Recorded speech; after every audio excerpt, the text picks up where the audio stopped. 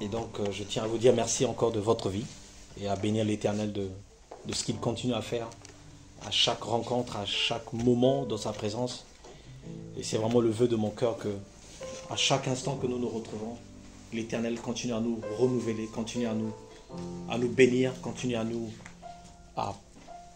déverser, n'est-ce pas, les projets qu'il a sur nous. Et ça, c'est mon vœu le plus cher. Et que cet héritage que nous semons de la présence de l'Éternel, que nos futures générations, 10 ans, 60 ans, 100 ans après, n'est-ce pas, puissent récolter ces fruits-là. Amen. Que nos générations, que nos familles, toute personne connectée, de proche ou de loin, n'est-ce pas, puissent être aussi dans cette présence de l'Éternel. Et ça, c'est une gloire. De la même manière que David a pu semer dans la présence de Dieu pour que toi et moi, nous soyons là. Imaginez, n'est-ce pas, que Salomon ou David qui n'avait pas eu, que Dieu, qui n'avait pas dit oui à ce projet, n'est-ce pas, de construire un temple. Que serait le temple aujourd'hui? Mais à cause de leur sémence, à cause de leur obéissance, aujourd'hui, 1000 ans, 100 ans après, aujourd'hui nous récoltons le fruit de ce qu'ils ont semé. Et c'est de la même manière que tout un chacun, quand nous venons de la présence de l'Éternel, ce que nous semons, n'est-ce pas, nous allons non seulement nous récolter, mais des futures générations après. Amen. Que Dieu vous bénisse. Je vais d'abord dire merci encore au papa de la maison, le pasteur Jean-Marc qui est en déplacement. Et je lui dis merci pour sa confiance. Et toutefois que je prie toujours pour lui, ma prière, souvent quand je n'ai pas beaucoup de sujets, je dis Seigneur merci. Parce que ce jour-là, il a dit oui à ton appel. Parce qu'il a répondu présent, quand bien même il n'avait pas forcément tout. Parce que très souvent, quand Dieu nous appelle à une tâche, on aime bien se poser, est-ce que j'ai ce qu'il faut? Est-ce que dans mon sac, j'ai tous les éléments qu'il faut avant de répondre? Et souvent, c'est là où le diable vient nous parler. Il dit que mais si tu dois faire, regarde, tu n'as pas ça. Voilà ce qui te manque. Mais avant de, voilà ce qu'il y a. Si Dieu t'appelle, ça veut dire que Dieu sait. Et Dieu va t'équiper. Quand il est venu appeler Gédéon, il a appelé Abraham, il a appelé quiconque. Il n'y a pas un passage quelque part où on a dit que David était prêt. Que David, n'est-ce pas, qu'il savait déjà ce que c'est la royauté. Non. La preuve, quand on l'appelait, il sentait le bouc. Parce qu'il était en présence, n'est-ce pas, des brebis. N'est-ce pas? Donc ça veut dire que de la même manière, n'est-ce pas, qu'un garagiste qui est en contact avec tout ce qui est moteur, huile, il y a forcément cette odeur d'huile, de moteur.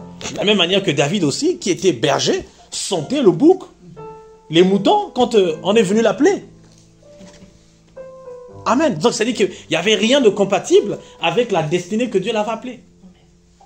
Il n'avait même pas la bonne odeur, pour ne pas dire, de ce à quoi il avait été appelé.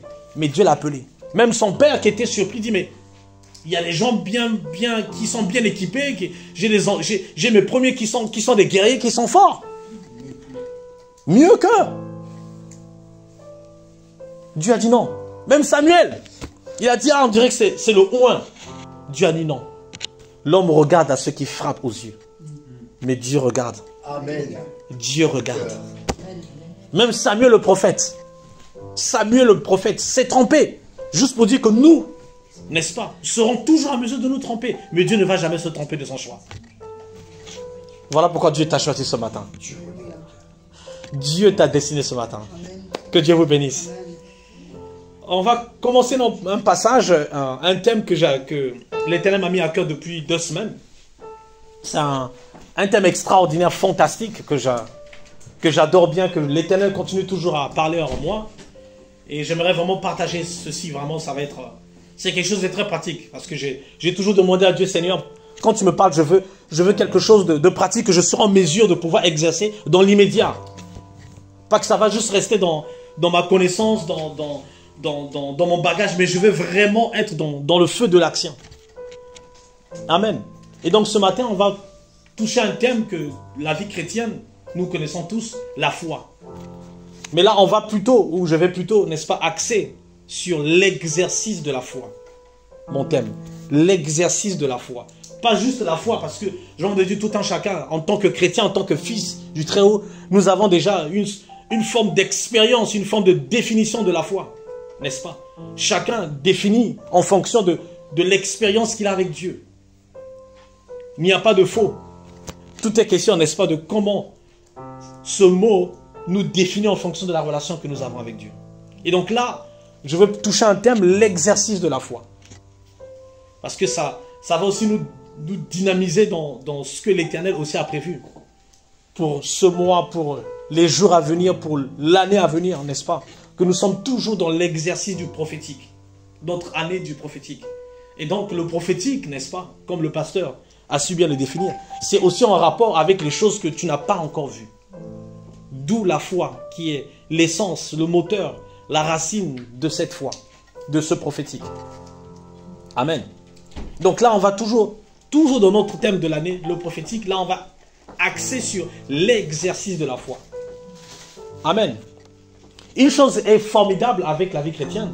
On a quelque chose, n'est-ce pas, en tant que nous chrétiens, que les autres croyances, ou que les autres, n'est-ce pas, communautés, s'il faut parler ainsi, n'ont pas. C'est le mot foi. Et quand je parle de la foi, n'est-ce pas, c'est la foi de Dieu. C'est quelque chose qui nous est réservé à nous. Voilà pourquoi nous pouvons être dans la présence de l'Éternel et avoir un message pour le frère et pour la sœur. Ce n'est que dans la vie chrétienne. Il n'y a pas ça ailleurs. Qu'on est là dans la présence de l'Éternel, n'est-ce pas? Que je n'étais pas là le matin avec toi, mais que Dieu me donne les paroles que tu as lues le matin. C'est que dans la vie chrétienne. Et n'est-ce pas, ça tire ses racines dans la foi. Amen. Parce que je n'étais pas là, je n'ai pas vu, je n'étais pas au courant. Mais quelque part, l'Éternel a déposé en moi ces paroles. L'Éternel a déposé en moi, n'est-ce pas, ce dont tu as besoin. Mais pourtant, je n'étais pas informé. C'est uniquement dans la vie chrétienne. Et ça, je peux parier que dans d'autres communautés ou dans d'autres croyances, on n'en a pas. Amen. Et ça, c'est la beauté de la communion avec Christ et de son Saint-Esprit. Donc, on va rapidement prendre notre passage. 2 Corinthiens chapitre 4, verset 13. J'aimerais, n'est-ce pas, que je t'encourage pour cette semaine à faire de ce passage ton mémo, pour ne pas dire ton passage de la semaine. 2 Corinthiens chapitre 4, le verset 13. L'un de mes préférés, si ce n'est pas le préféré. Je pense que c'est l'un de mes passages qui a beaucoup bouleversé ma foi, n'est-ce pas? 2 Corinthiens chapitre 4, le verset 13. Un passage merveilleux, tout court, tout simple, mais qui dit lent, qui dit tellement profond des choses, que même notre intelligence est parfois bouleversée et limitée. 2 Corinthiens chapitre 4, le verset 13. Je vais lire. Et comme nous avons le même esprit de foi qui est exprimé dans cette parole de l'Écriture. J'ai cru, c'est pourquoi j'ai parlé. Nous aussi, nous croyons, et c'est pour cela que nous parlons. Wow. Wow. Nous avons, et comme nous avons le même esprit de foi, le même esprit de foi. De quelle foi dont il s'agit? C'est la foi de Dieu. Le même esprit de foi que Dieu a. Donc ça veut dire que quelque part, Dieu, n'est-ce pas? Souvent on définit Dieu et la foi, c'est deux entités différentes. Dieu est Dieu et la foi, c'est ce, n'est-ce pas? C'est l'intermédiaire qui nous permet d'arriver à Dieu. Dieu, c'est la foi. Et donc, tout ce qu'il exerce en tant que Dieu n'est autrement basé que sur la foi également. Amen. Nous aussi, nous avons le même esprit de foi qui est exprimé dans cette parole de l'Écriture. Et c'est la parole, n'est-ce pas, de David, dans Psaume. J'ai cru, c'est pourquoi j'ai parlé. Et nous aussi, nous croyons, c'est pour cela que nous parlons. Donc, ça veut dire que on est dans deux verbes. Le verbe croire et le verbe parler. On est d'accord. Mais on nous dit qu'il y a l'un qui vient avant l'autre. Et très souvent, on a tendance à inverser. À choisir qui doit venir avant ou après. Il dit, j'ai cru, c'est pourquoi j'ai parlé.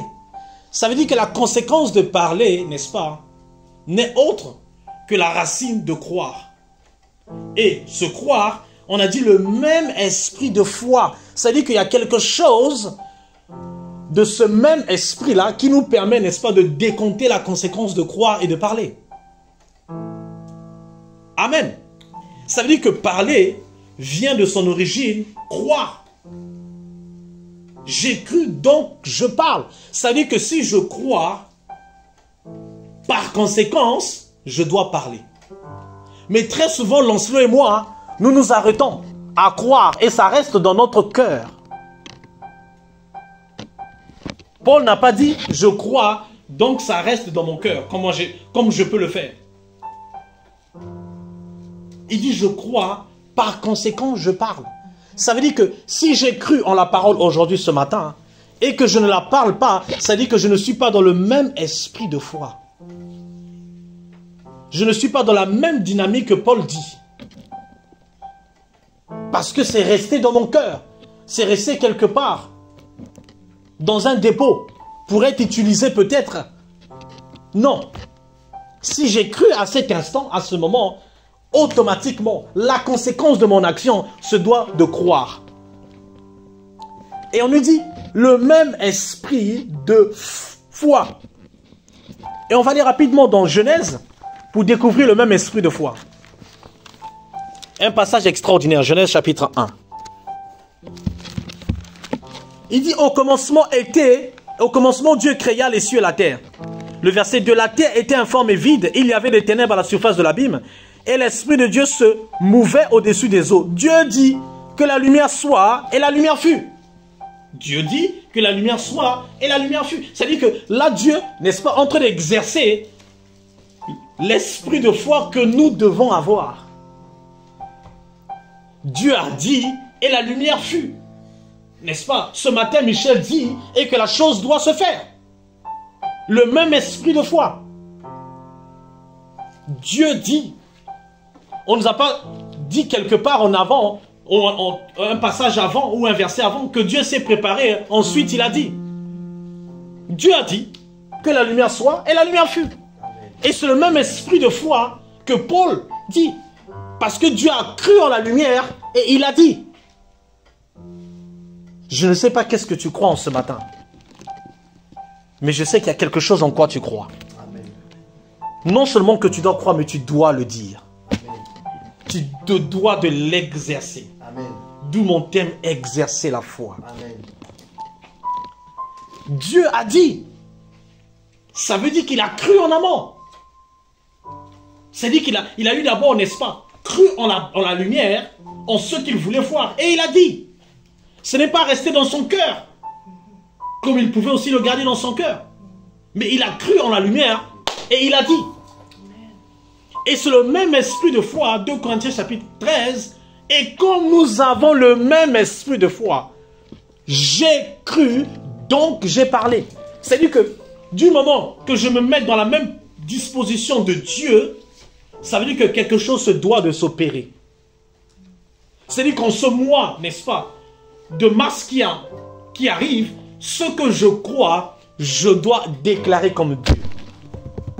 Sinon, je n'ai pas le même esprit de foi. C'est-à-dire que quelque chose, n'est-ce pas, n'est pas proportionnel à ce que Paul dit. Et nous aussi. Il dit nous avons le même esprit. Il n'a pas dit nous essayons, nous allons faire, nous allons nous préparer pour avoir le même. Nous avons déjà par défaut. C'est déjà en toi. C'est déjà en tout un chacun de nous. Il est déjà, nous avons. Il n'a pas dit nous allons avoir. Ou nous aurons, peut-être. Du coup. Non. Nous avons. C'est un fait. C'est quelque chose de factuel. Toi et moi, nous avons. Le même esprit de foi. Le même. Le même.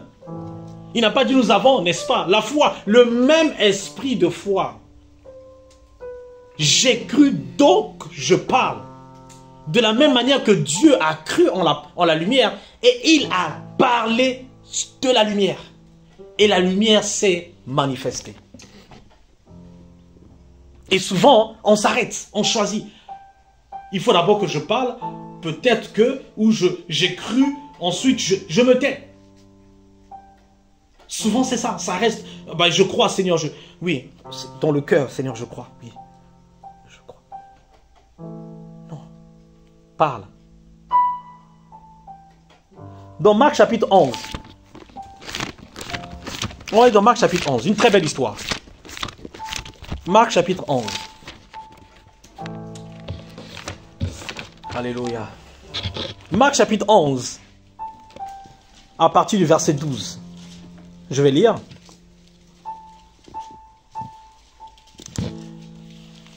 On va prendre à partir du verset 11 un peu. Jésus entra à Jérusalem, dans le temple. Quand il eut tout considéré comme il était déjà tard, il s'en alla à Béthanie avec les 12. C'est-à-dire qu'il a fini sa mission. Il est en train de partir à Béthanie. Il a fini ce dont il avait à faire et il rentre. Parce qu'il se faisait, n'est-ce pas, tard, il avait fini sa mission. Et le verset 12. Le lendemain, après qu'ils furent sortis de Béthanie, Jésus eut faim. Stop. C'est-à-dire que Jésus était humain. Hein? Il n'y a que les humains qui ont faim. Les gens qui disent que Jésus, oui, il était une entité à part, mais une entité à part n'a pas faim. Hein? C'est-à-dire que Jésus était humain. S'il a eu faim comme toi, c'est-à-dire que Jésus était humain. 100% humain, 100% Dieu. Il n'était pas, n'est-ce pas, il était 100% humain. Il a eu faim. Dieu merci, parce que s'il n'y avait pas ça, on dit, mais voilà, il a eu 33 ans, il n'a jamais eu envie de dormir, il a eu faim, comme toi, moi, on peut avoir faim. Il a eu très faim. Le verset 13, apercevant de loin un figuier qui avait des feuilles, il alla voir. Juste en parenthèse, j'ai discuté avec des frères qui disaient, mais Jésus, lui, c'est pas sûr qu'il avait des préférences de plats. Il dit si, moi j'ai dit si. Si Dieu a eu faim, ça veut dire que quelque part, il y avait des choses qui le plaisaient. Il y a des choses qui le plaisaient. N'est-ce pas, qu'il l'aimait bien. Donc, on parlait de la culture. Est-ce que aimer des choses, par exemple, sous les plats, est-ce que c'est lawful, est-ce que c'est de Dieu, voilà, que moi j'aime le fromage, est-ce que Dieu est dans ça, est-ce que, voilà, donc on discutait sur ça, mais si Dieu a faim, c'est-à-dire que, n'est-ce pas, en tant qu'humain, il a aussi des préférences. C'est sûr qu'il aimait aussi à 12 heures, ça lui plairait de manger, j'en sais rien, une baguette le matin, ou le soir il mangeait léger ou des fruits, j'en sais rien. Comme toi et moi, on peut avoir des préférences, dépendant des jours. Aujourd'hui une pizza, demain on va faire autre chose, on va faire du riz. C'était ça la beauté de la dynamique en tant qu'humain. Amen. Donc là, on nous dit, apercevant de loin un figuier qui avait des feuilles. C'est-à-dire qu'à cet instant, il avait envie de manger des figues. Vu qu'il a perçu des figuiers au loin. À cet instant, à cette heure, sa faim, n'est-ce pas, était dirigée vers le figuier. Il continue. Il alla voir s'il y trouvait quelque chose, et son état approché, il ne trouva que des feuilles, car ce n'était pas encore la saison des figuiers. Il avait faim en ce moment, mais le figuier n'avait pas encore produit. Ce qui devait être naturellement venir.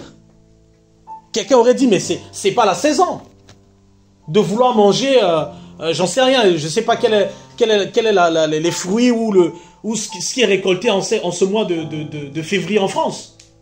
On ne sait pas qu'est-ce qu'on mange en France, mais à ce moment, on dira que ce n'est pas la saison parce qu'il faut attendre août ou pendant l'été pour en manger.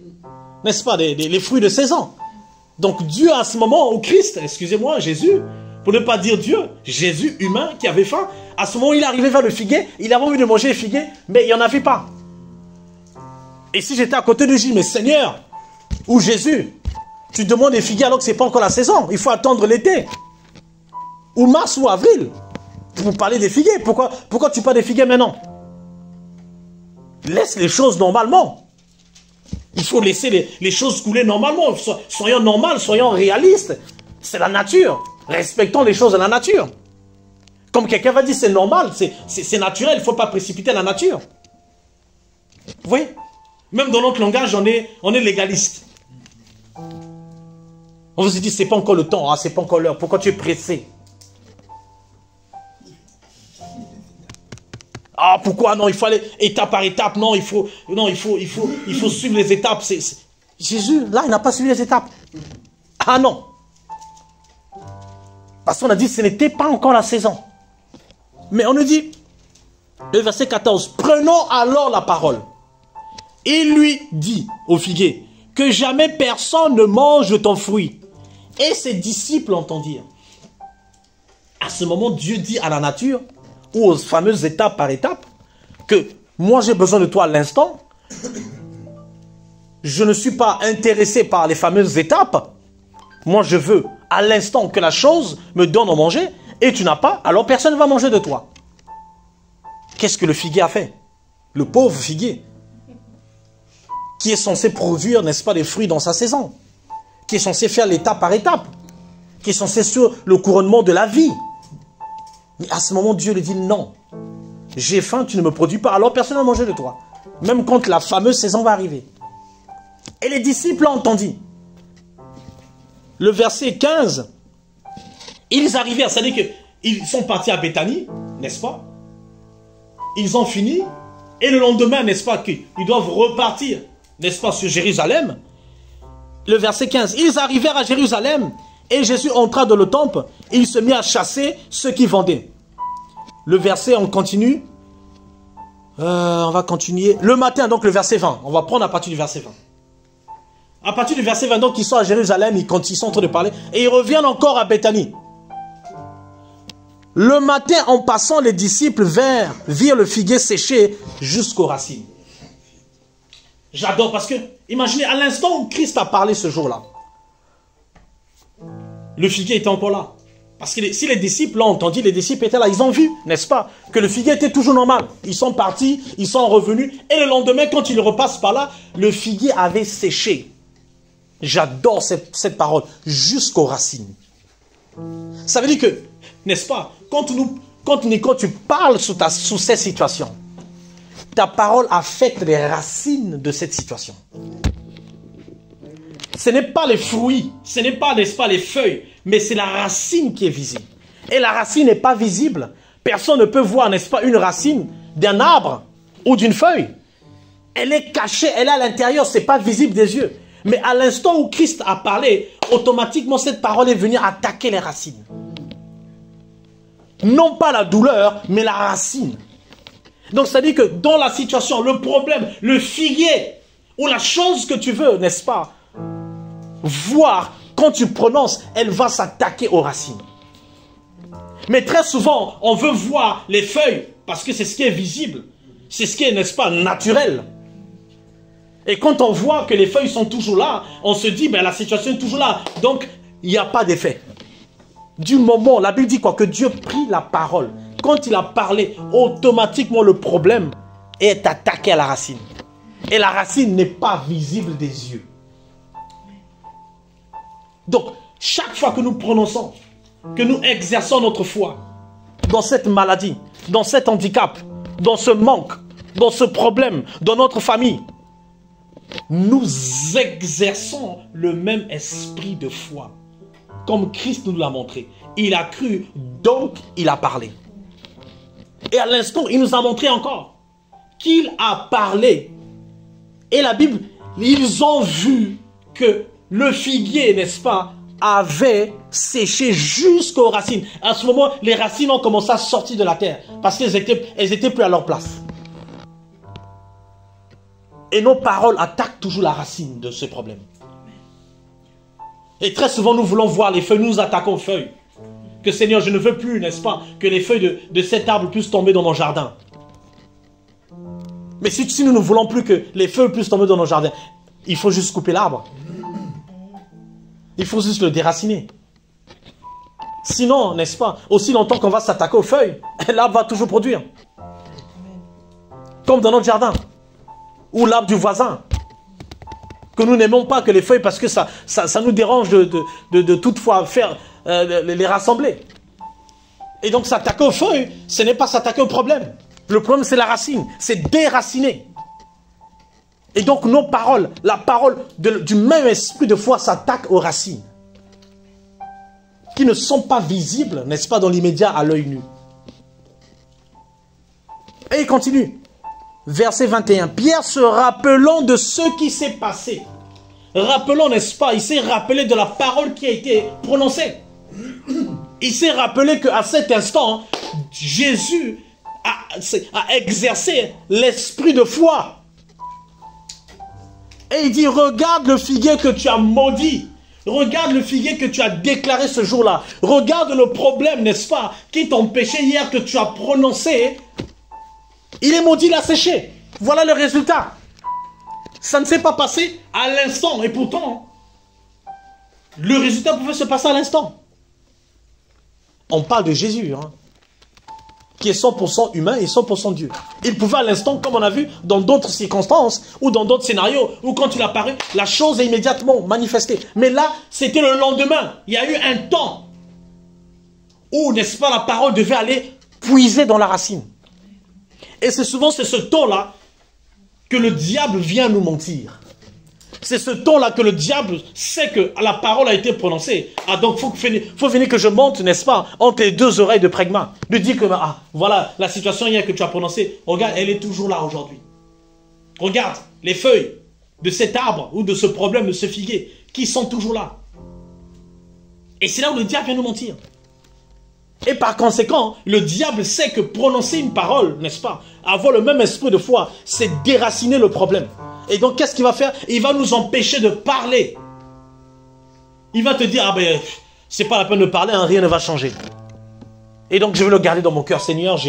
Oui, je sais que le problème, c'est vraiment dans mon cœur, oui. Dieu connaît, il connaît. De toute manière, il connaît. Pourquoi dois-je parler, comme quelqu'un peut poser la question? Si Dieu connaît mon problème, pourquoi dois-je lui parler? Pourquoi dois-je prier? Si Dieu connaît déjà. Si Dieu connaît tout. Pourquoi dois-je encore lui parler de mes problèmes? Pourquoi encore parler du problème? Non. Dieu nous apprend à avoir le même esprit de foi. C'est croire et parler. Parler de quoi? Du problème ou de la situation? Du problème, n'est-ce pas? Ou de la solution? Jésus, n'est-ce pas, n'a pas parlé pour dire, oh figuier, oh, on dirait que tu n'as pas, je n'aime pas quand tu n'as pas de fruits, mais quand j'ai faim, il a prononcé ce qu'il voulait voir. Qu'est-ce qu'il voulait voir? Le figuier séché. Et très souvent, nous parlons ce que nous voyons. Nous parlons ce que nous voyons. Encore un piège de l'ennemi. Il veut que tu prononces ce que tu vois et non ce que tu veux voir. Il veut que tu parles du problème. Ah, le problème persiste. Ah, j'ai toujours mal. Ah, je n'en peux plus. Ah, Seigneur, je n'en peux plus. Tu parles du problème et non de la solution dans le problème. Le même esprit de foi. Je crois, donc je parle. De quoi? De la solution que tu veux voir. Comme Dieu, dans Genèse chapitre 1, Dieu, n'est-ce pas, a cru en la lumière et il a parlé. Imaginez si Dieu, ce jour-là, dans Genèse chapitre 1, la Bible dit quoi? Que le monde était informe, vide. Imaginez Dieu qui avait vu, n'est-ce pas, le néant, l'ombre, qui a dit, waouh, c'est très sombre en ce moment. C'est trop sombre, c'est pas possible qu'il fasse autant sombre. Imaginez. Comment moi je peux parler, mais ce problème-là, c'est trop dur, c'est impossible, ça fait des années que ça dure, c'est tellement immense, ce figuier est tellement grand, ce problème est tellement grand. Imaginez si Dieu aurait dit la même chose, ce jour-là, Genèse, que wow, c'est tellement vaste, l'informe, la terre est tellement vaste, parce qu'on nous dit quoi, c'était vide, et c'était étendu, imaginez. Il ne pouvait même pas voir le bout de cet univers dans le pénombre. Il pouvait dire, waouh, c'est trop gigantesque, je ne pourrais pas, il me faut plusieurs jours, il faut aller étape par étape. Première étape, de lundi à mardi, et la prochaine étape, ça sera de mercredi à jeudi. Faut décomposer étape par étape, c'est trop grand. Parce que nous avons réfléchi à notre intelligence. Nous avons réfléchi à nos limites. La foi n'est pas limitée. Voilà pourquoi la femme, n'est-ce pas, avec l'écoulement de sang, pouvait aller toucher Jésus à l'instant, n'est-ce pas? Et pourtant, ça faisait des années, 12 ans, la Bible nous dit. 12 ans qu'elle vivait. 12 ans qu'elle vivait ça. Elle est juste partie toucher. Et à l'instant, la Bible nous dit que l'écoulement a séché. Et que Dieu, n'est-ce pas, Jésus à cet instant a dit quelqu'un m'a touché. Vous voyez, le même esprit de foi attire toujours l'attention de Christ. Les gens vont se demander, mais pourquoi X et Y, il arrive à voir pourquoi en tant que chrétien, les autres voient et nous, on ne voit pas? Tout simplement parce qu'on n'exerce pas le même esprit de foi. Et pourtant, dans cette foule, je répète, il y avait plusieurs malades. Mais cette femme avec l'écoulement est venue toucher, dit, si seulement je peux toucher. Elle a prononcé. Si seulement je peux toucher la solution. Elle n'a pas dit, ben, ça me fait 12 ans, je n'en peux plus. La Bible nous dit même, mon amour, qu'elle avait dépensé tout son argent. Imaginez l'épuisement qu'elle peut avoir. Financièrement, mentalement, physiquement. Elle avait tout le droit de se dire, mais ça me fait 12 ans, qu'est-ce qui va changer aujourd'hui? J'ai tout dépensé avec tout mon argent, qu'est-ce qui me reste? Elle dit, si seulement je peux toucher. Elle a prononcé sans même se rendre compte. Elle était dans le même esprit de foi. Elle a cru, donc elle a prononcé. Voilà pourquoi Jésus pouvait lui dire, femme, ta foi t'a guéri. Ta foi. C'est-à-dire que quelque part, Christ a reconnu que cette femme avait le même esprit de foi que lui. À cet instant, il n'y avait plus personne, et pourtant il y avait la foule. Plus personne n'existait, plus personne n'avait de l'importance aux yeux de Christ que cette femme, au moment où elle a exercé le même esprit de foi. Vous voyez, quand nous exerçons le même esprit de foi, automatiquement le ciel a de l'attention sur toi. Le ciel, n'est-ce pas, est braqué sur toi. Le ciel, n'est-ce pas, et tout l'univers est braqué sur toi. Voilà pourquoi cette femme, au milieu du monde, de cette foule, Christ l'a reconnue. Et c'est de ça que Christ veut que nous exerçons matin et soir, tous les jours. Le même esprit de foi. Et il continue. Le verset 22. Jésus prit la parole et leur dit, ayez foi en Dieu. Vous voyez, ça c'est en français, n'est-ce pas, on dirait ayez foi en Dieu. Mais la version grecque originale, ils disent, ayez le même type de foi que Dieu. Cette phrase en grec. Ayez le même type de foi de Dieu. C'est-à-dire que la même foi de Dieu. Là, on dit ayez la foi en Dieu.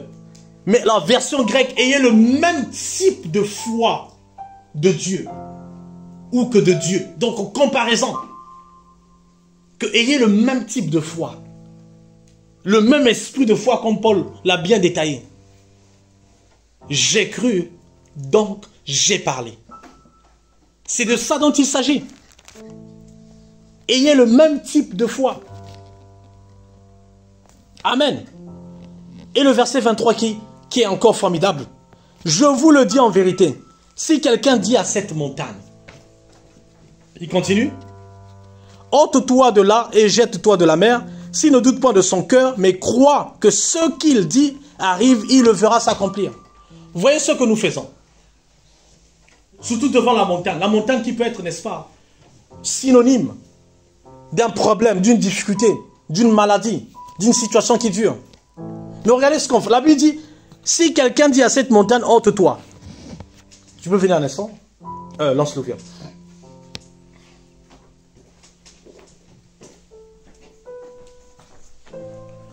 Voyez comment nous on exerce, ou comment on comprend ce passage. Viens. On va prendre l'exemple que ça c'est Dieu. Ça va, tu peux jouer ce rôle? Ça va. Ça va, c'est pas trop? Okay. Je vais voir. Voilà. Donc, ça c'est Dieu. N'est-ce pas? Et ça c'est la montagne qui est là.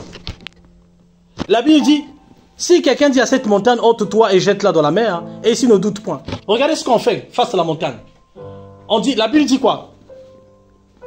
Si quelqu'un dit à cette montagne, nous disons nos problèmes à Dieu. Comme si c'était Dieu le problème. Je répète, Jésus dit, si tu dis à cette montagne, et nous disons à Dieu, n'est-ce pas, de ce problème comme si c'était Dieu le problème. Je répète, Dieu a dit, Christ dit, si tu dis à cette montagne, ça veut dire que notre action devant la montagne, c'est de parler à la montagne et non à Dieu. Amen. Et nous parlons à Dieu de la montagne, du problème, alors que c'est faux. Il est question de parler sur la montagne, de parler sur le problème. de déclarer sur ce qui t'empêche, n'est-ce pas, d'acquérir ta guérison, ce qui t'empêche, n'est-ce pas, de grandir en principauté. Et nous regardons, quand la montagne est là, Seigneur, regarde, je n'en peux plus. Seigneur, il dit, si tu dis à cette montagne, il n'a pas dit si tu dis à moi. Il dit si tu dis à cette montagne, c'est la montagne qui est le problème. Alors parle sur la montagne. Amen. Comme Jésus qui a parlé au figuier. Et nous parlons à Dieu. Quand la douleur est là, Seigneur, tu as vu la douleur? Ah, je n'en peux plus, Seigneur. Oh, Seigneur, tu as vu mes finances, Seigneur, je n'en peux plus. Seigneur, tu as dit que pas... On parle du problème à Dieu, comme si c'était Dieu le problème. On entend le transfert le problème à Dieu, alors que non, il dit, si tu dis à cette montagne, ôte-toi. Ôte-toi. Ôte-toi.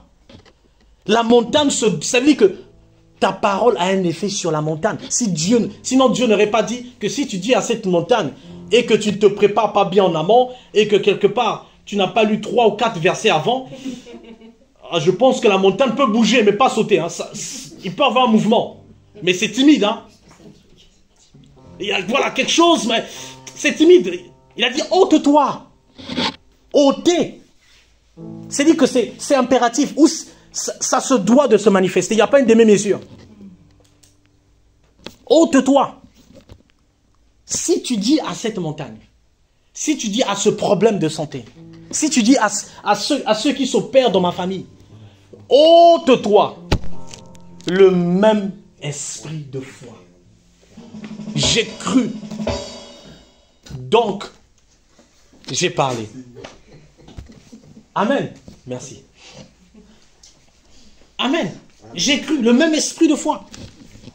Et nous disons très souvent, Seigneur, regarde le problème, regarde la douleur, Seigneur, je n'en peux plus. Je me sens faible, je me sens colérique, Seigneur. Je n'arrive pas à maîtriser mon tempérament, Seigneur. Il suffit juste que quelque chose... Mais parle à cette montagne. Parle à cette montagne. C'est-à-dire que quelque part, quand tu exerces, n'est-ce pas, le même esprit de foi, la montagne se doit d'obéir. Amen. Amen. Amen. Et c'est là où le diable, n'est-ce pas, est venu moi me tourmenter avec ce passage. Vous voyez ce qu'il m'a dit? Quand j'ai commencé à exercer, n'est-ce pas, la foi par la déclaration, il est venu me dire, le diable, il m'a dit, mais ce n'est pas assez de déclarer et de croire. Il manque un ingrédient. C'est trop facile. N'est-ce pas, Nicole? Je pense que ça t'est déjà arrivé comme moi. Ça m'est arrivé hier. J'ai parlé à la montagne. Heureusement que j'étais toute seule, j'ai crié. Bah, voilà. Je me suis fâchée. C'est ça. Et le diable va venir te dire que ce n'est pas assez. Il manque quelque chose. Le diable va venir te dire il manque quelque chose. Tu n'as pas fait. C'est trop facile de déclarer. C'est trop facile. Ça ne suffit pas juste de croire et de déclarer. Il faut que tu fasses. Il faut que tu fasses. Il faut que tu produises. Il faut que tu ajoutes ton ingrédient. Il faut que, n'est-ce pas, que tu rentres aussi en scène. Quelque chose manque. Et c'est là où Dieu, c'est là où en lisant ce passage, l'Éternel m'a ramené dans Genèse. On va rapidement dans Genèse. Et je vais vous poser une question. Toute simple. Comme les bonnes questions que Dieu me pose. Souvent quand Dieu me pose des questions, surtout quand je fais mes études bibliques, c'est des questions tellement simples que quand je dis « Oh Seigneur, c'est trop simple, c'est trop facile », après je me rends compte que « Waouh, la chose que je pense être simple, mais elle est d'une profondeur extraordinaire. » Parfois je n'ai même pas de réponse. Je dis « Non, en fait, c'est pas aussi simple que j'imaginais. » Et c'est là la beauté avec Christ. Il opère, il te montre, n'est-ce pas, dans le but d'exposer le diable, dans le but de le mettre à nu. Regardons le verset 3. Chapitre 1, toujours. Genèse chapitre 1. Dieu dit que la lumière soit et la lumière fut. Quand je lisais ce passage, parce que je n'ai pas lu, je n'avais pas compris dans l'immédiat. Oui, la lumière soit, Dieu dit, la lumière soit. Et Christ m'a posé la question. Quand je lisais, l'Esprit de Dieu m'a posé la question. Qu'est-ce que Dieu, à ce moment-là, écoutez bien, qu'est-ce que Dieu a fait pour que la lumière soit? Il a déclaré, n'est-ce pas? Qu'est-ce qu'il a fait après avoir déclaré pour que la lumière soit? Est-ce que Dieu, quand il a dit lumière soit, il est parti, il a pris, écoute, il faut rassembler tout ce qui doit produire la lumière. Ensuite, la lumière fut... Non! Il a tout simplement déclaré. Ça veut dire que le faire, n'est-ce pas, est ancré et attaché avec ton pouvoir de déclaration. C'est-à-dire que quand je proclame, automatiquement je fais. Quand je proclame, n'est-ce pas, l'action de faire est aussi imbibée dans ma déclaration. L'action de faire est aussi, n'est-ce pas, attachée à la déclaration. Parce qu'aucunement, dans ce passage, quand on te dit Dieu appela le jour, Dieu dit, on ne nous a pas dit qu'à l'instant quand Dieu a dit, il est parti 2 heures plus tard pour aller faire. Ensuite, que la chose se réalise. Comme nous pouvons penser, comme moi je peux penser, que j'ai dit, n'est-ce pas, j'ai déclaré, donc il faut que j'aille faire. Aucunement. Dieu, n'est-ce pas, dans Genèse, on nous a dit que Dieu est parti faire la lumière. Il a construit la lumière. Il a rassemblé, n'est-ce pas, les étincelles pour faire exploser la lumière. Notre faire, n'est-ce pas, est dans la déclaration. Quand tu déclares que je suis guéri au nom de Jésus, automatiquement ton faire est déjà dans cette déclaration. De la même manière que Christ a déclaré dans le figuier, il n'est pas parti couper le figuier. Il n'a pas dit à Pierre, oh tiens, écoute, donne-moi une hache. Ou une machette pour déraciner parce que ça traîne trop. Parce que j'ai parlé, et il faut que je me mette aussi en action. Il faut que j'aille déraciner l'arbre. Et très souvent, c'est comme ça que le diable nous ment. Il nous dit, il faut que tu prennes la machette, aller déclarer, aller, je ne sais pas, peut-être couper le pied parce qu'il y a une douleur. Non, quand tu as déclaré, ton faire est aussi, n'est-ce pas, attaché à ce que tu déclares. Nous avons le même esprit de foi. J'ai cru. Donc, j'ai parlé. Et nous aussi, nous croyons. Et nous proclamons. Comme Dieu qui a proclamé, comme Dieu qui a parlé. Ce jour-là, que la lumière soit. Dieu dit, on n'a pas, quelque part, il n'est pas été écrit que Dieu fait. Dieu dit. Et la version la plus dangereuse que l'ennemi peut avoir, c'est la version quand il devient religieux. Le diable est le plus dangereux quand il mélange la religion. C'est la version la plus dangereuse du diable. Parce que le diable, il sait qu'au chrétien, il ne va jamais dire au chrétien, écoute, il faut que tu ailles, j'en sais rien, il faut que tu ailles tuer ou commettre un crime. Il saura que ça ne peut pas aller. Il sait que ça ne peut pas marcher. Un matin comme ça, il vient déranger Nicole, mais pourquoi tu dors? Voilà, il y a un crime. Il sait que ça ne peut pas marcher, c'est pas possible. Ce qu'il va faire, il va prendre la forme religieuse. Et c'est le piège le plus dangereux pour le chrétien. Un homme de Dieu, Kenneth Hagin, que j'adore bien, il disait, regardez, c'est comparable à un chien de garde. Le chien le plus puissant, je ne suis pas connaisseur en chien. Je pense que c'est le berger, peut-être, j'en sais rien. Voilà, prenez un chien, n'est-ce pas, de garde ou de chasse, que vous avez à la maison. Et que l'ennemi doit venir, n'est-ce pas, dans votre jardin ou dans votre maison. Pensez-vous que le voleur va apporter des fleurs pour le chien? Non. Il sait que le chien ne mange pas des fleurs. Donc ça ne peut pas marcher, quelle que soit la plus belle fleur qui puisse venir. Ça ne va jamais marcher. Il va apporter ce que, n'est-ce pas, le chien aime, ce qui est de sa nature, la viande. C'est la même chose avec le diable. Le diable ne viendra pas nous apporter, n'est-ce pas, les choses qui n'ont aucun cas avec notre nature, c'est-à-dire les choses de Dieu. Il viendra s'incruster dans les choses de Dieu et devenir religieux. Cela va te dire, tu n'as pas prié le matin, donc ta douleur là, c'est normal. Tu t'es pas rêvé du pied gauche, comme Salomon, qui s'est rêvé de l'œil droit. Donc toi aussi, il faut que tu te réveilles de l'œil droit. On devient religieux. Salomon, ce jour-là, a prié avant de dormir. Voilà pourquoi Dieu l'a visité. Donc, si tu n'as pas prié ce jour-là, tu as commis l'erreur avant de dormir, c'est à revoir. Il faut reporter ça. Jusqu'à ce que tu pries avant que Dieu ne te visite. Vous voyez, on devient religieux. Ce jour-là, seulement, tu étais agacé, tu as dit, Seigneur, je n'en peux plus de ces situations. Et là, le diable vient te dire, ah, tu as vu, tu étais agacé. Donc la douleur là doit persister. Sans rapport avec ça. La forme la plus dangereuse que le diable peut avoir, c'est la forme religieuse. Parce qu'il sait qu'il ne pourra pas nous apporter les fleurs, ce n'est pas de notre nature. Il ne viendra pas nous dire, écoute, voilà, il y a quelqu'un qui est à gauche. Non, il sait que ça ne peut pas marcher. On est immunisé contre ça. Le diable ne viendra pas te dire, écoute, voilà, l'an passé, j'en sais rien, 10 heures ou toute la semaine en boîte de nuit du matin au soir. Il sait que ça ne peut pas marcher. Parce que ce n'est plus de notre nature. Ce n'est pas de notre nature comme les fleurs qui ne sont pas la nature du chien. Donc le voleur ne va jamais apporter des fleurs. Ça ne marchera pas. Mais il va apporter, n'est-ce pas, la viande. Parce qu'il sait que le chien aime la viande. Et c'est la même chose avec le diable. Quand il vient nous attaquer dans notre intimité avec Christ, il prend la forme religieuse. Il commence à se dire, voilà, ça tu n'as pas fait. Ah, on dirait toi. Ah, peut-être que toi, tu ne pries pas assez comme X. Tu as vu, hein, l'autre, ou le frère, ou le pasteur, comment il est capable de faire. Mais toi, tu ne peux pas atteindre parce que tu n'as pas ce qu'il faut. C'est la forme religieuse. C'est la forme religieuse. Et là, le diable se réjouit.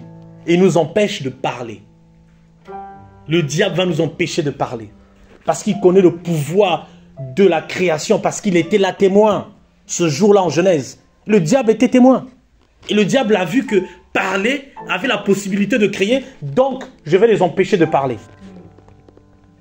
Je vais les empêcher de prononcer. Je vais les empêcher de déclarer sur la montagne. Je vais, n'est-ce pas, les inhiber de leurs paroles. Je vais les rendre, n'est-ce pas, durs à prononcer, à parler. Que tout reste dans le cœur. On est religieux, on est chrétien, mais ça reste. Il sait qu'il ne va jamais te dire de ne plus aller à l'église. Non, ça, il ne peut pas te le dire. Il va te dire, continue, mais ne parle pas. Tais-toi. Quand tu rentres, continue à te taire, sois silencieuse. Tout se passe dans le cœur, dans la dynamique du silence. Voilà comment le diable nous ramène dans la religion. Combien même nous sommes en Christ. Combien même, n'est-ce pas, nous avons crucifié les œuvres du diable ce jour-là à Golgotha. Mais il nous rend dans une forme religieuse. Très silencieux, non, tu parles trop, non. Dieu n'aime pas quand on parle trop. Ça, c'est la forme religieuse. Parce que Christ n'a pas cessé de parler. Depuis l'âge de 12 ans même. On nous a dit qu'il était dans le temple en train de discuter. Jusqu'à ce qu'il termine ce jour-là à la croix. Il n'a pas cessé de parler. Il n'a pas cessé de prononcer des paroles. Il n'a pas cessé, n'est-ce pas, de conjuguer des verbes. Mais nous, on a un quota de paroles. On a un quota de mots. Ah, j'ai trop parlé. J'ai l'impression que j'ai trop parlé. Comme quelqu'un pouvait dire, celui qui parle trop ne manque pas de dire des sottises. Hors du contexte. Ça encore, c'est une forme religieuse du diable. C'est biblique. Dans Psaume ou Proverbe. Celui qui parle trop, n'est-ce pas, est susceptible, n'est-ce pas, de dire des erreurs. Là, il faut se taire, de peur que je commette des erreurs. Là, c'est le diable qui devient religieux. Amen. Je continue. En revenant dans notre Marc, chapitre 11. Ah, gloire à Dieu. Il dit le verset 24. Il dit, voilà, le verset 23. Mais crois que ce qu'il dit arrive, il le verra s'accomplir. Crois que ce qu'il dit arrive. Donc là encore, le but n'est pas seulement de dire. N'est-ce pas? Le but n'est pas seulement de croire. Mais il faut croire que ce que j'ai cru et ce que je dis arrive. Voilà encore la subtilité du diable. Il va te dire, ben, tu as cru, tu as parlé, allez. Voilà, on attend, on regarde, allez, on dirait que ça n'arrive pas, ah donc j'ai pas bien parlé. On regarde, on se dit, voilà, avec des jumelles, ah ben pourtant j'ai parlé hier, mais pourquoi ça ne vient pas? Parce que, n'est-ce pas, on est dans une attente incertaine. Il dit, crois que ce qu'il a dit arrive. C'est-à-dire que quand je dis, Seigneur, ma semaine est bénie, je crois que ma semaine est bénie au nom de Jésus. Amen. Quand je prononce que Seigneur, je déclare que cette douleur s'arrête. Je crois que cette douleur s'arrête. Ce n'est pas juste de dire. Mais il faut dire parce que tu as cru que ce que tu vas dire va arriver. C'est-à-dire que si je crois et que je ne dis pas que ce que je dis va arriver, je ne suis pas dans le même esprit de foi. Si j'ai cru, donc j'ai parlé. C'est, n'est-ce pas, l'attente certaine que ce que je crois va se manifester. Genèse chapitre 1, comme Dieu dit, lumière soit. Il a cru que ce qu'il a dit va arriver et donc la lumière fut. Amen. Voilà l'exercice de notre foi. Voilà le même esprit de foi de Dieu. Le même type de foi de Dieu. Non pas ayez foi en Dieu comme dans la traduction. En grec, ayez le même esprit de foi, la même comparaison que ce que lui a fait et que toi aussi tu fais un copier-coller, tu auras le même résultat. Amen. Amen. Et il le verra s'accomplir. Et très souvent, nous on fait le contraire. On attend que ça arrive, que ça s'accomplisse afin de parler et de croire ensuite. On fait tout l'inverse. On attend que ça s'accomplisse. Ensuite, je vais voir que ça s'accomplisse. À partir de là, Seigneur, je peux parler. Et donc, je te crois. Voilà comment le diable nous inverse le processus. Il faut d'abord que je voie. Qu'on fasse comme Thomas, comme quelqu'un dit. Il faut faire le Saint Thomas. Une expression encore. Ah, il faut d'abord que je voie. Voilà pourquoi il a rappelé que heureux ceux qui voient, ceux qui croient sans voir. Il n'a pas dit ceux qui voient. Ou ceux qui voient d'abord avant de croire. Il a dit heureux ceux qui croient. Ceux qui croient. Parce qu'il savait que croire, n'est-ce pas, et voir ensuite. Parce qu'il savait que le voir, n'est-ce pas, est attaché au croire. Ce n'est pas dissocié. Et très souvent, même, n'est-ce pas, on témoigne la beauté de Christ parce qu'on a vu. Non, on témoigne parce qu'on n'a pas vu, parce qu'on a cru d'abord. Voilà pourquoi je témoigne. Seigneur, je déclare, je sais que ma douleur est déjà passée.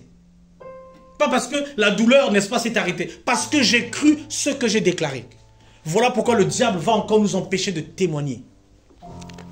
L'Église, le corps de Christ témoigne de peu en peu parce qu'on est dans l'attente de voir. Ah, j'ai encore la douleur. Hier, j'ai parlé, j'ai encore la douleur, donc je ne peux pas témoigner. Ah, si je témoigne, je suis faux, je suis hypocrite, alors que j'ai encore la douleur. Encore la forme religieuse du diable. Comment il s'incruste dans nous? On attend. Ah, Seigneur, j'ai encore cette douleur, donc je ne peux pas témoigner. Quand il faut donner un témoignage, n'est-ce pas, dans la présence de l'Éternel. Ah, je suis hypocrite, je suis menteur. Non, non, tu n'es pas menteur. Non. Et c'est là où le diable va te faire croire. Ben, tu as encore la douleur, qu'est-ce que tu vas témoigner? La douleur encore là, elle est palpable. Oui, je ressens la douleur.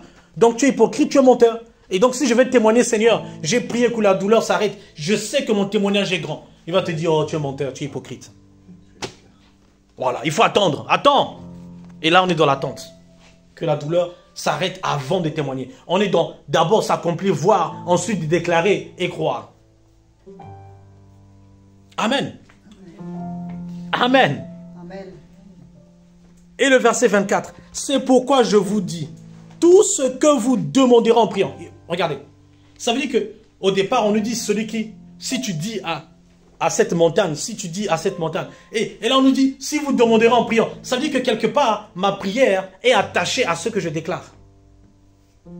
Le verset 24, automatiquement, il rentre dans la prière. Quel est le lien entre la montagne et la prière? Il dit, ce que vous demanderez en priant, croyons-le. Ça veut dire que déclarer, proclamer, n'est-ce pas? Avoir le même esprit de foi, c'est aussi une forme de prière. C'est-à-dire que quand je prie, n'est-ce pas? Ce n'est pas juste Seigneur parce que je sais. Non, c'est aussi rentrer dans cette dynamique. Le même esprit de foi. J'ai cru, donc j'ai parlé. 2 Corinthiens chapitre 4, le verset 13. C'est mon préféré de tout le passage. Très court, un seul verset, mais tous les jours, c'est un renouvellement dans ma pensée, dans mon intellect. Je proclame parce que j'ai cru. Seigneur, je déclare que ce matin, je suis en forme comme jamais je l'ai pensé. alors que j'ai dormi à 4 heures du matin. Alors que la nuit, j'ai eu l'insomnie. Seigneur, je déclare que ma journée est prospère. Pas parce que la nuit, c'était dur, donc ma journée va être dure. Non. Non. Et le juste ne marchera pas par la vue. Non, non. La Bible dit, le juste marchera par la vue. Non? Par la foi. Par la foi. Par la foi et non par la vue. C'est-à-dire que ça ne dépend pas de comment tu as dormi. Quand quelqu'un va dire, la nuit, j'ai des courbatures, donc ma journée va être compliquée. Non, non, non, non, non, non, non. Non, non, non, non, je déclare que ma journée ne sera pas compliquée. Amen. Je déclare que ma journée sera extraordinaire. Amen. Je veux voir les bénédictions Amen. De Dieu. Là, tu es aligné là. Là, la tension du ciel est vers toi. Là, Christ même peut aller voir le diable et dire, mais voilà mon fils bien-aimé. Là, il est même capable d'appeler le diable, n'est-ce pas, sur un festin. Il dit, non, je t'invite. Viens, viens, j'ai des choses à te dire parce que je connais que Viens voir ma fille, regarde ce qu'elle a dit. Regarde ce qu'elle a dit. Le ciel, toute l'attention du ciel est vers toi. Voilà pourquoi le ciel se doit de répondre. Parce que tu déclares à chaque instant. Je déclare au nom de Jésus. Alléluia. Je déclare que sur cette montagne, Seigneur, que cette montagne saute depuis ses racines. Non pas parce que quand tu vas sortir, oui, la montagne est encore là. Oui, pourtant je viens de prier. Comment, juste en ouvrant la porte, la montagne est déjà à la porte. Au lieu d'aller, la Bible, comme quelqu'un dit, que une fois j'ai prié, quelqu'un qui donne un témoignage, mais moi j'ai arrêté les prières. Parce qu'au moment où j'ai prié sur la montagne, et que la Bible dit que la montagne honte et va se jeter sous la mer, la montagne s'est déplacée à ma porte. Au lieu d'aller se jeter à la mer, elle est venue à ma porte. Elle s'est trompée d'endroit. Au lieu d'aller dans la mer, elle vient à ma porte. Ah non, je pense qu'il ne faut pas que je dérange la montagne. Non, non, non, non. Sinon, après, elle va rentrer chez moi. Non. Ce n'est pas l'absence de la montagne. Non. Non. Ce n'est pas parce que je vois la montagne, donc ma parole n'a pas de son effet. Non. Non. Continue à proclamer, Béatrice. Continue à élever. Elle a dit que j'ai le même esprit de foi. Tu n'es pas en train d'avoir, tu n'es pas en train d'essayer. Ce n'est pas toi qui l'as dit. C'est-à-dire que si tu ne crois pas, ça veut dire que Paul est menteur. Et que ce n'est pas la parole de Paul, c'est la parole de l'Esprit de Dieu. Donc l'Esprit de Dieu est menteur. La Bible dit quoi? Que l'Esprit de Dieu va apporter, n'est-ce pas, tout ce qu'il aura entendu du Père. Il viendra nous le dire. Donc, si, n'est-ce pas, ce que l'Esprit de Dieu n'est pas de vrai, donc le Père aussi est faux. Ce n'est pas moi qui l'ai dit. Donc je ne suis pas mon travail n'est pas de démontrer pourquoi Paul l'a dit. Non. Moi je crois. Il a dit que j'ai le même esprit de foi. C'est tout ce dont j'ai besoin. Le comment. Pourquoi il m'a dit. Comment il a vu. À quel moment j'ai. C'est pas mon problème. Comme quelqu'un dit, il faut savoir à quel moment les passages s'appliquent dans ta vie. Ah non. À tout instant. À tout instant. J'ai le même esprit de foi. C'est pas le matin. C'est pas uniquement quand je suis à l'église. Surtout même quand je suis devant la montagne. C'est au moment où la montagne se trouve. Il n'a pas dit quand je suis à la maison, n'est-ce pas, dans mon canapé, et là je déclare. Il dit surtout parce que c'est là où vient le problème, c'est la montagne. Quand la douleur est là, quand la situation est là, quand tu as l'impression que chaque lundi, c'est toujours le même schéma. Je n'ai toujours pas de clients. Mes clients fuient. Je perds toutes mes activités. C'est à ce moment où tu dis, au nom de Jésus, je déclare que j'ai ma mémoire encore parfaite. Je déclare que tout ce que je lis, Seigneur, ça reste dans ma mémoire. Amen. Quand on dit, oui, à 60 ans, on est en perte de vie, les experts disent qu'apparemment, quand tu as 60 ans, la mémoire, voilà le schéma du cerveau qui descend. On dirait que parce que, non, au nom de Jésus, ce n'est pas ma portion. Amen. Au nom de Jésus. On n'a pas dit Moïse, n'est-ce pas, avait un problème de mémoire. On n'a pas dit que Moïse, n'est-ce pas, après de 100 ans, il était incapable, n'est-ce pas, de savoir où il allait, de prononcer même le prénom de son fils ou de sa femme. Qu'à cet âge, apparemment, c'est Alzheimer. Au nom de Jésus, ce n'est pas ma portion. Je refuse. Je refuse au nom de Jésus. Voilà le même esprit de foi. Voilà le même esprit de foi. J'ai cru, donc je parle. Voilà pourquoi cette semaine, tu vas déclarer, n'est-ce pas, parce que tu as déjà cru. Non pas, n'est-ce pas, que tu as juste cru, parce que tu sais que ce que tu as déclaré, ce que tu as prononcé va se réaliser. Dans tes études, dans tes examens, dans ta famille, n'est-ce pas, dans ton entourage, dans tes activités, dans ton travail. Je déclare qu'au nom de Jésus, j'appelle les clients, n'est-ce pas, du nord et du sud, à venir voir, investir dans mes activités au nom de Jésus. Amen. Là, le diable est dans une agonie terrible. Parce que tu viens de le frapper là où il ne s'attendait pas. Là où ça fait le plus mal. Amen. Alléluia. Quand tu déclares, Dieu adore quand nous déclarons. Parce que toute la marche de Christ, c'était une marche de déclaration. Quand il a vu le lépreux, la Bible dit quoi?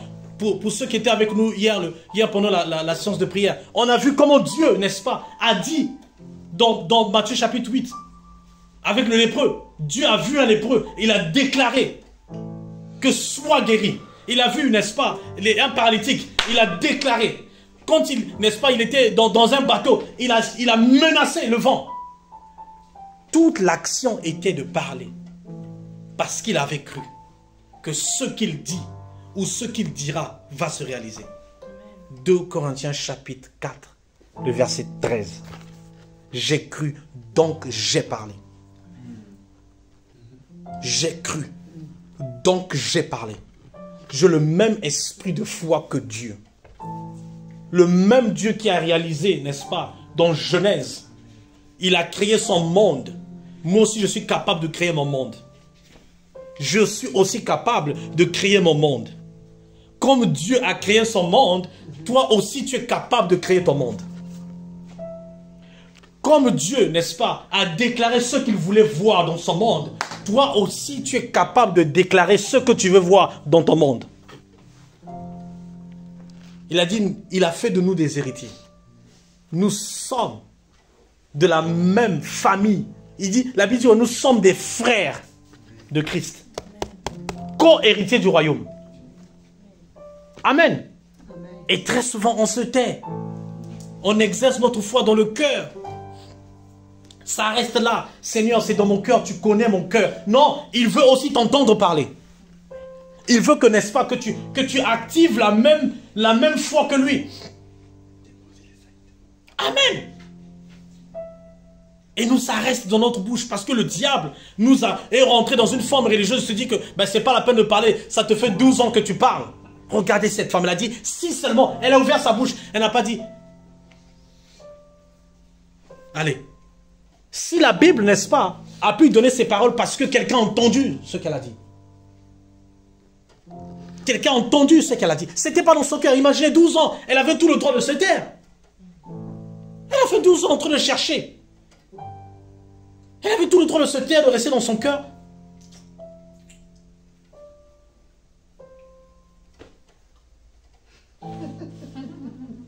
Non, elle a prononcé.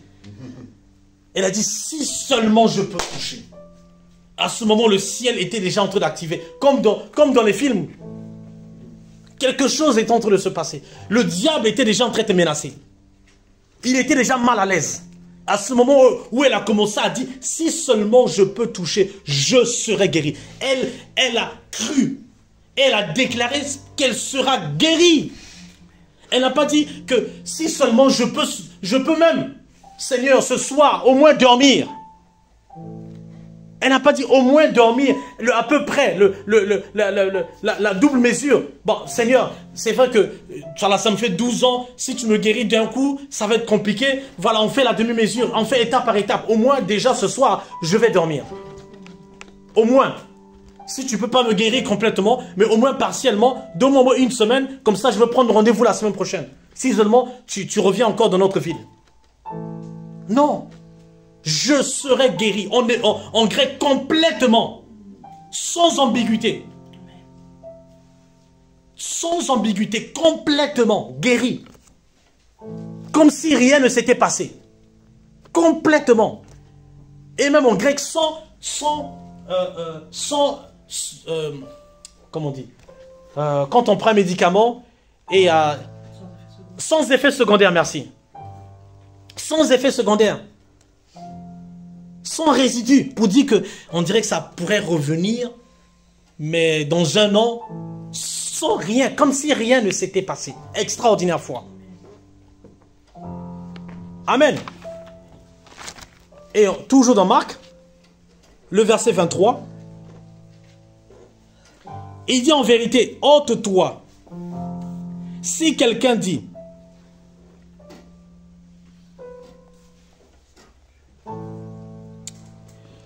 regardez, ôte-toi, il dit le verset 23, je vous le dis en vérité, si quelqu'un dit, n'est-ce pas, à cette montagne, ôte-toi de là et jette-toi dans la mer, et s'il ne doute point en son cœur, mais ce qu'il croit, mais croit que ce qu'il dit, il verra s'accomplir. Il dit, regardez, combien de fois dans ce passage, le verbe dire a été utilisé? Combien de fois? Je veux qu'on regarde nos passages, qu'on compte le nombre de fois que le verbe dire a été utilisé et le verbe croire a été utilisé. Si quelqu'un dit une fois, n'est-ce pas? Déjà, je vous le dis. Voilà, merci. Je vous le dis une fois. Si quelqu'un dit deux fois, ôte-toi de là et jette-toi dans la mer, et s'il ne doute point, mais qu'il croit une fois, ce qu'il dit trois fois. C'est-à-dire qu'il y a plus de dire que de croire. Croire, n'est-ce pas, est utilisé qu'une fois. Tandis que dire est utilisé trois fois. C'est tout simplement nous dire, n'est-ce pas, que ta déclaration, plus tu déclares, plus ta foi grandit. Plus tu crois.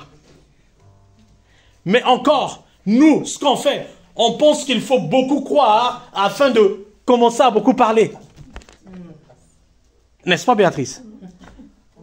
On pense que il faut d'abord que je croie d'abord avant de commencer à proclamer. La Bible dit le contraire, il dit celui qui dit et croit une seule fois. C'est-à-dire que Dieu a un problème avec croire. Pourquoi il n'a pas utilisé le mot croire plusieurs fois? Celui qui croit, celui qui croit, celui qui croit, celui qui croit. Et ensuite il dit celui qui dit. C'est-à-dire que plus je dis, plus je proclame, plus ma foi grandit, plus je crois. Moins je parle, moins je crois. Plus je parle, plus je crois. Ça veut dire que ta foi, ta croyance est intimement attachée à ce que tu déclares. Perpétuellement, à tout instant.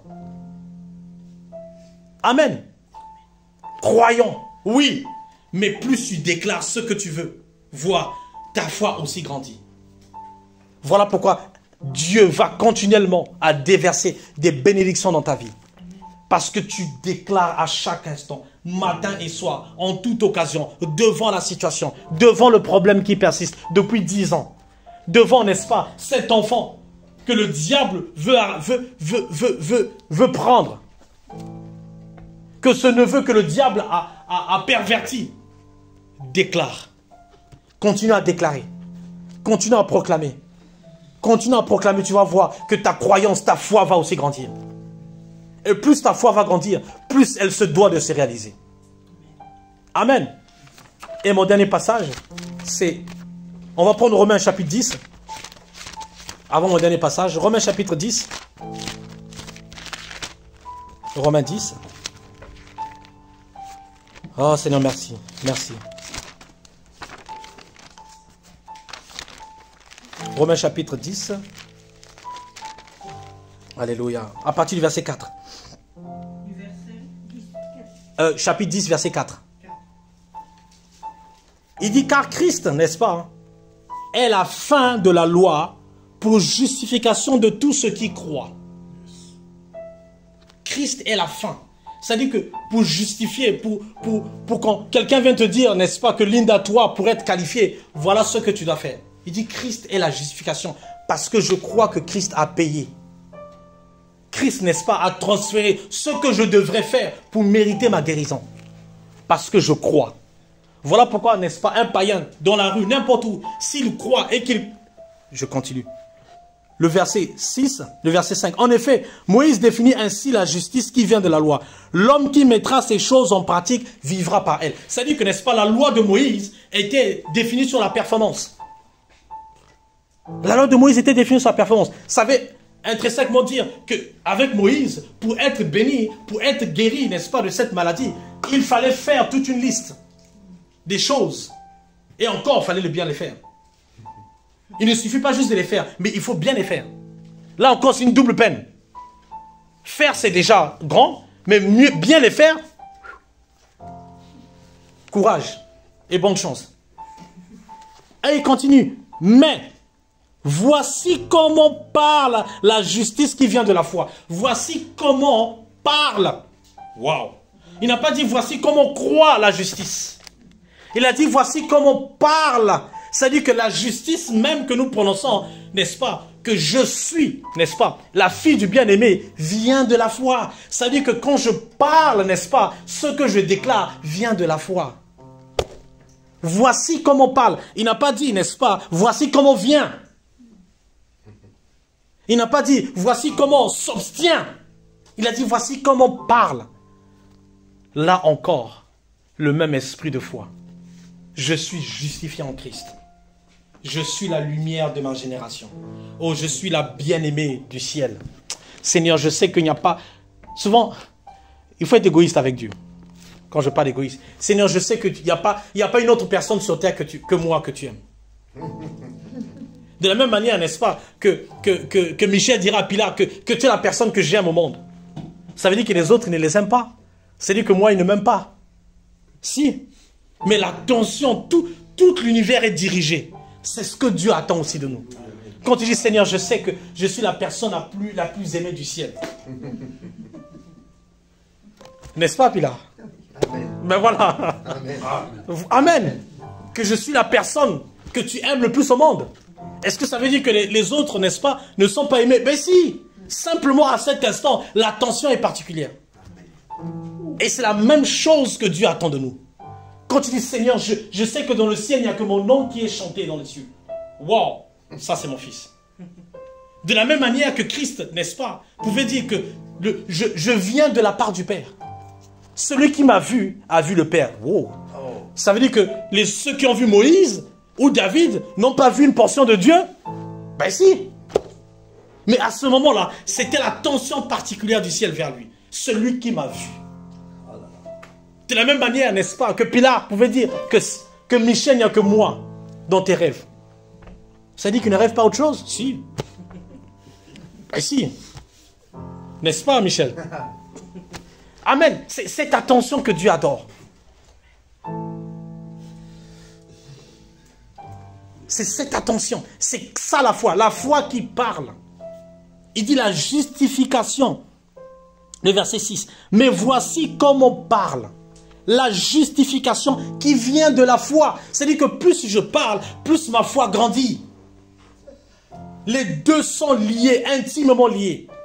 Ce n'est pas la foi du cœur, ça reste là. Seigneur, oui, parle-moi, mais Seigneur, il faut que ça reste. Le verset, regardez la suite, qui vient la foi. Ne dis pas en ton cœur qui montera au ciel, c'est en faire descendre Christ. Ou qui descendra dans l'abîme, c'est faire monter Christ dans les morts. C'est-à-dire que, n'est-ce pas, ne pense pas, n'est-ce pas, que Christ doit encore venir refaire, n'est-ce pas, ce dont il a déjà fait pour toi. C'est demander à Christ de venir mourir 2 fois. Si nous pensons que, n'est-ce pas, que tout dépend de comment tu t'es bien réveillé, que tout dépend de ta voix ce matin quand tu pries, c'est-à-dire que Christ doit encore revenir mourir. Et il continue le verset 8. Que dit-elle donc? La parole est près de toi. Oh, j'adore ce passage. La parole est près de toi. Une parole, n'est-ce pas, qui est faite pour être prononcée. La parole est près de toi. Le verset, il continue. Dans ton oreille. Ah, dans ma version, on a dit dans ton oreille. Dans ta bouche. Elle n'est pas seulement près de toi, mais elle est dans ta bouche. Et où? Dans ton cœur. Ça veut dire, n'est-ce pas? Paul pouvait aussi interchanger. Elle devait d'abord où? Dans mon cœur, comme c'est le dépôt, ensuite dans ma bouche. Ça veut dire que ce que je prononce va tout droit dans mon cœur. Je répète, ce que tu prononces va s'imbiber, va se reposer dans ton cœur. Ce n'est pas le contraire. Très souvent, ça doit venir du cœur. Seigneur, ça ne vient pas du cœur. Seigneur, j'ai l'impression que dans mon cœur, c'est vide. Non, il dit dans ta bouche et dans ton cœur. Ça veut dire que l'action de prononcer, l'action de déclarer va affecter ce qu'il y a dans mon cœur. Et non le contraire. Très souvent, mon cœur, Seigneur, mon cœur lave, touche, ouvre, fait, mais très moins dans la bouche. On est plus axé vers le cœur et non pas dans notre bouche. Amen. On prie plus pour le cœur et non pas pour la bouche. Ah, ça change, hein? Ah, ouais. Amen. Très souvent, Seigneur, mon cœur. Oui, Seigneur, regarde mon cœur. Seigneur, mon cœur, il est plat. Il y a beaucoup de trous. Seigneur, pense-les. Il faut que tu les fermes, Seigneur. Je pense que mon cœur, mon cœur, je sens qu'il s'est déplacé vers la droite. Non, il est au milieu. Alors que c'est la bouche qui affecte ce qu'il y a dans ton cœur. Si tu veux changer ce qu'il y a dans ton cœur, je te challenge de parler ce que tu veux voir. Ta bouche affecte ce qu'il y a dans ton cœur et non le contraire. Ta bouche affecte ce qu'il y a dans ton cœur. Parler du cœur, n'est-ce pas? C'est inverser la dynamique de comment le cœur que tu veux voir, n'est-ce pas? Changer ce qui est noble. Mais la méthode n'est pas la bonne. Le même esprit de foi. J'ai cru, donc j'ai parlé. Il n'a pas dit j'ai cru, donc j'ai gardé dans mon cœur. Ensuite, quand ça va se remplir comme une effusion, allez, la bouche va parler, les oreilles vont s'ouvrir et tout. Les cheveux vont pousser. Non. La parole est près de toi ou dans ta bouche. Et dans ton cœur, il continue. Oh, c'est la parole de foi. Oh, alléluia. C'est-à-dire que ce n'est pas ma parole à moi. C'est la parole, n'est-ce pas, de foi. Le même esprit de foi que je parle, donc je vois. Je parle, n'est-ce pas, parce que j'ai cru. La parole de foi qui est près de ma bouche. Ce que tu veux voir, comme dans Genèse avec Christ, avec Dieu. Ou dans Marc, comme on a vu, avec Christ. Amen. Amen. Amen. Et pour clôturer, ma dernière question pour vous, Église de Dieu. Ça, c'est ma dernière question, avant qu'on clôture. Apocalypse chapitre 1, le verset 5. Alléluia. Apocalypse chapitre 1, le verset 5. Ça, c'est ma question pour vous. C'est la question que Dieu, quand je prépare le message, c'est la dernière question que Dieu m'a donnée. Et je dis, ouf, on va bien terminer. Le verset 5 à 6.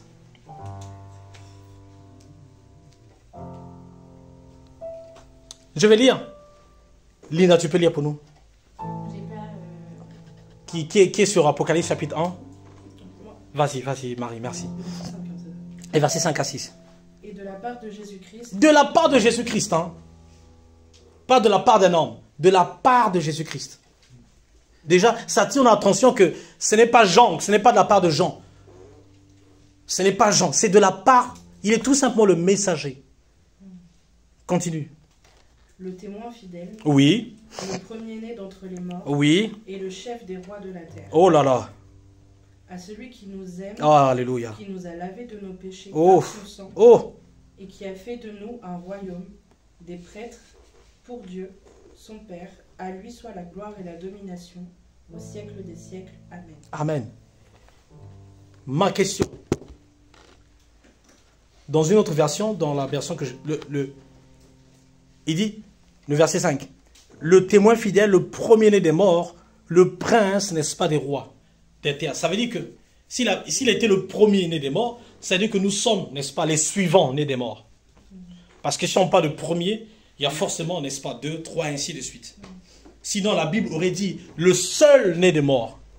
Pas d'ambiguïté. Le premier, c'est-à-dire que Jean est en train de compter.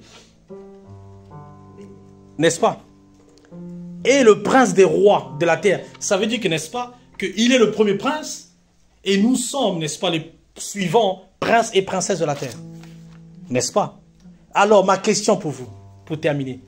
Que font les princes? Que font les rois?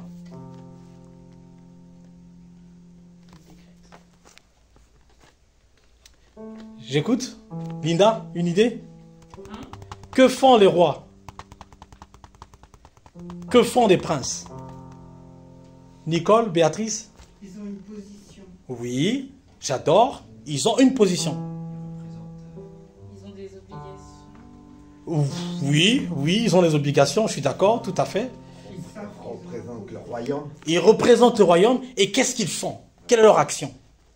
Mais ils ordonnent les choses. Ils ordonnent les choses C'est ça. et donnent des ordres. Est-ce que les princes font ou les rois font? Est-ce qu'un roi ou la reine Elisabeth, quand elle déclare, elle fait? Eh oui. Est-ce que quand elle dit aujourd'hui, n'est-ce pas, le royaume d'Angleterre sera férié, est-ce que c'est elle qui va aller faire que la journée de demain soit fériée? On va du principe qu'elle donne des ordres. C'est-à-dire qu'elle, quand elle donne des ordres, il y a des gens qui doivent exécuter. C'est-à-dire qu'elle décrète comme Marie a dit. Elle ne s'occupe pas de comment et pourquoi, qui. Elle a décrété. Et si elle a décrété, c'est-à-dire qu'il y a des gens qui vont prendre ce décret pour mettre en action. C'est la même manière, n'est-ce pas, que Christ en tant que roi, dans sa marche, il pouvait parler sur les situations et les situations devaient prendre l'ordre d'obéir. Voilà pourquoi il pouvait parler sur la maladie, sur le cancer, n'est-ce pas, sur le sida, et que le sida se devait d'obéir à sa parole. C'est comme ça que nous sommes. Nous sommes des rois, des sacrificateurs. Nous déclarons, nous décrétons des lois. Et que les lois se doivent, quiconque, n'est-ce pas, je veux dire, l'univers se doit, n'est-ce pas, d'obéir à ce que nous avons déclaré. Parce que tu es une princesse. Parce que tu es une reine. Amen. Une reine ne descend pas, n'est-ce pas, dans la cour en train de labourer. Un prince ne s'inquiète pas de « Ah oui, comment ?» Il a déclaré. Et la chose se doit de se manifester. La chose, ce n'est pas le comment. La reine ne sait pas comment. Elle ne connaît pas qui ou où. Elle sait tout simplement qu'elle a déclaré qu'à partir d'aujourd'hui, tout le monde ne fera rien. Elle ne sait pas qui va le faire. Ce n'est pas son problème pour un roi. Il sait tout simplement que je vais déclarer et que, n'est-ce pas, le décret va être pris en charge. C'est tout ce qui l'intéresse. C'est ordonné, c'est déclaré, c'est proclamé. Ainsi, toi et moi, nous avons aussi le même esprit de foi, la même position, le même représentant, la même autorité que Christ avait. Voilà pourquoi tu déclares, tu ordonnes Amen. à la maladie et la maladie se doit de fuir. Amen. Voilà pourquoi tu ordonnes à ta semaine d'être une bénédiction pour toi et ta semaine se doit d'être bénie. Amen. Voilà pourquoi tu ordonnes que dans tes activités, la main de l'Éternel s'oriente et la chose se doit de se manifester. Seigneur. Voilà pourquoi tu déclares que dans ta famille, Seigneur, il y a une protection divine. Personne ne viendra prendre ce qui appartient. Ce qui t'appartient. Et les choses se doivent de se manifester. Le comment, ce n'est pas ton problème. Le comment la chose va se passer, ce n'est pas le problème du roi. Le problème du roi, c'est réfléchir à quel décret prononcer. Et il y a des gens, n'est-ce pas, qui seront là pour exécuter. Le comment, la stratégie, ce n'est pas le problème du roi ou de la reine. La reine ne vient pas poser la question, mais comment on va se passer, comment la chose va se passer avant de prononcer. Non, elle décrète. La reine décrète, elle prononce. Et la chose se doit de se manifester. Que Dieu vous bénisse. Que Dieu vous bénisse. Amen. Alléluia. Que Dieu vous bénisse. Que Dieu vous bénisse.